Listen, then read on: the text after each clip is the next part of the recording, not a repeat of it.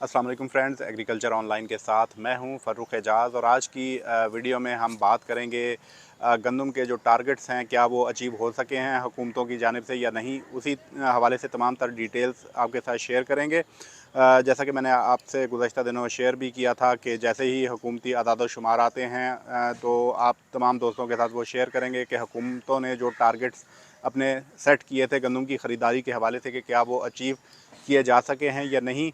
क्योंकि इन्हीं फ़िगर्स की बुनियाद पर जो गंदम की कीमतें हैं उनमें उतार चढ़ाव के भी रुझानात जो हैं वो देखे जा सकते हैं। तो अब वो डॉक्यूमेंट्स हमारे पास आ चुके हैं वज़ारत नेशनल फूड सिक्योरिटी के, जिसमें तमाम सूबों का डाटा मौजूद है कि किस सूबे ने कितना टारगेट जो है वो गंदम का रखा था और कितनी जो गंदम ख़रीद सका है वो सूबा और कितना टारगेट अचीव कर सका है। तो वो तमाम तर डिटेल्स आज की वीडियो में आपके साथ शेयर करेंगे। चूँकि जो है वो ये डाटा काफ़ी अहम होता है। तो इस वक्त आप अपनी स्क्रीन पर जो डॉक्यूमेंट्स देख सकते हैं ये सरकारी डॉक्यूमेंट्स हैं जो कि वज़ारत नेशनल फूड सिक्योरिटी से हमें मौसूल हुए हैं।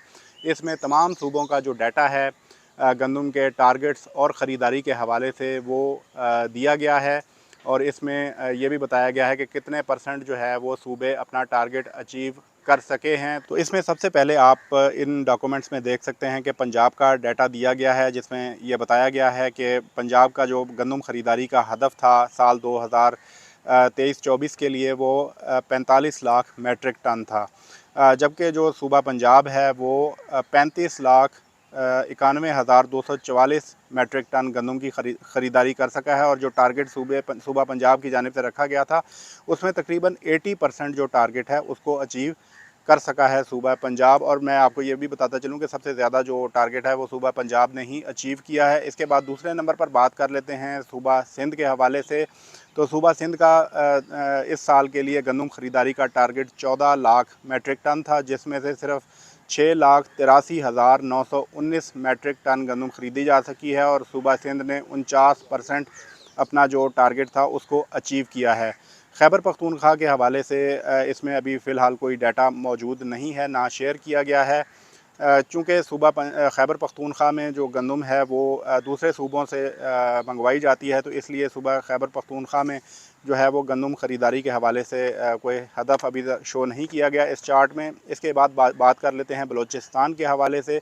तो बलूचिस्तान के डाटा में जो है 1 लाख मेट्रिक टन जो गंदम है वो ख़रीदारी का हदफ रखा था, जिसमें से सिर्फ 50,000 मेट्रिक टन गंदम जो है वो ख़रीदी जा सकी है खैबर पख्तूनख्वा हुकूमत की जानिब से। और 49% टारगेट जो है वो उसको अचीव किया है बलूचिस्तान हुकूमत ने।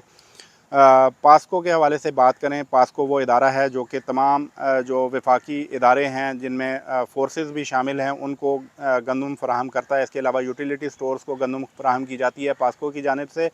तो पास्को ने अपना टारगेट जो है वो 18 लाख मेट्रिक टन जो है वो रखा था। सूबा सिंध से भी ज़्यादा टारगेट था पास्को का, लेकिन ये भी 8,73,398 मेट्रिक टन जो गंदम है वो ख़रीदारी कर सके हैं। और इन्होंने भी 49% अपना टारगेट जो है वो अचीव किया है। टोटल टारगेट के हवाले से मैं बात करूं तो ओवरऑल जो वज़ारत नेशनल फूड सिक्योरिटी के जो डॉक्यूमेंट्स हैं उनके जो अदाद शुमार हैं वो बताते हैं कि तकरीबन 78 लाख मेट्रिक टन का जो टारगेट है वो गंदम ख़रीदारी के हवाले से रखा गया था, जिसमें से 51,98,561 मेट्रिक टन गंदम ख़रीदी जा सकी है अब तक। और 67% टारगेट जो है वो अचीव किया जा सका है। तो ये वो तमाम अदाद शुमार हैं जो कि वज़ारत नेशनल फूड सिक्योरिटी की जानिब से मुरतब किए गए हैं।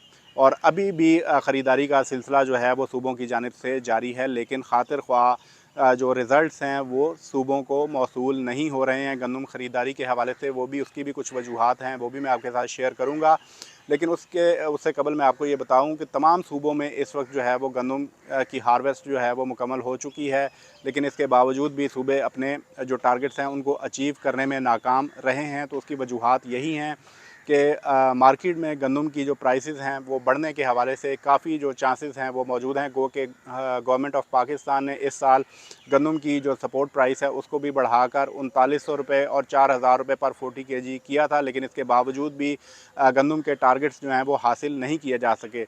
उसकी वजूहात यही हैं कि गंदम के काफ़ी ज़्यादा कीमतें रेज़ करने के चांसेस हैं। अभी इब्तदाई तौर पर जो मार्केट है उसमें गंदम की कीमतों में इसलिए डाउनफॉल आया है कि हुकूमत की जानिब से जो फ्लोर मिल्स के परमिट हैं वो ओपन किए गए हैं, और इस वक्त जो फ़िलहाल मार्केट में जो गंदम मौजूद है उसकी ख़रीदारी करके फ्लोर मिल्स बराह रास्त ख़रीदारी करके उस गंदम को इस्तेमाल कर रही हैं, जिसकी वजह से अभी आर्जी तौर पर मार्केट्स में गंदम की कीमतों में डाउनफॉल है। लेकिन जैसा कि मैंने आपके साथ आदाद-ओ-शुमार शेयर किए कि कोई भी सूबा जो अपने टारगेट्स हैं गंदम ख़रीदारी के हवाले से उनको अचीव नहीं कर सका है, तो आइंदा चंद माह में जो है वो गंदम की कीमतें जो हैं वो रेज़ करने के बहुत ज़्यादा इम्कानात हैं। चूँकि जो सरकारी सतह पर गंदम ख़रीदारी की जाती है उसकी जो बुनियादी वजह है वो यही होती है कि जो ओपन मार्केट में गंदम की कीमतों को स्टेबल रखा जा सके और गंदम की जो फ़राहमी है फ्लोर मिल्स को उसको भी बरकरार रखा जा सके, ताकि शहरों में जो आटे की सप्लाई है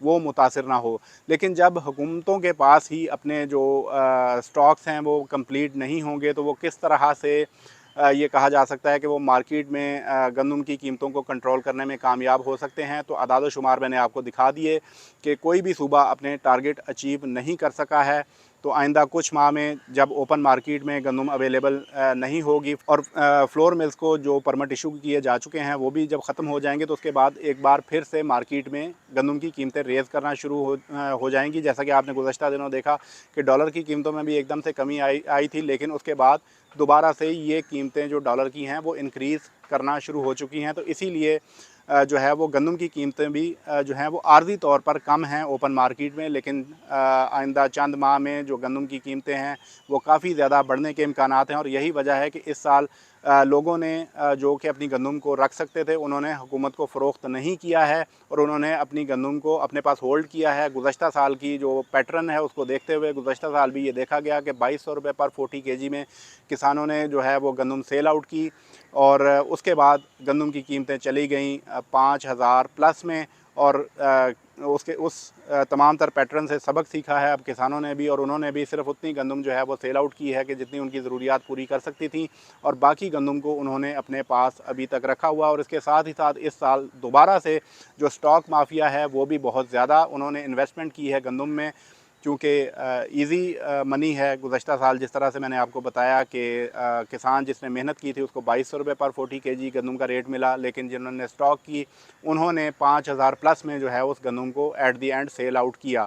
तो अब भी जो स्टॉक माफिया हैं उन्होंने बड़ी क्वांटिटी जो है वो अपने पास रखी हुई है, और आइंदा चंद माह में दोबारा से जो मार्केट में जैसे ही गंदम का शॉर्टफॉल पैदा होना शुरू होता है तो गंदम की कीमतें जो हैं वो रेज़ होना शुरू हो जाएंगी।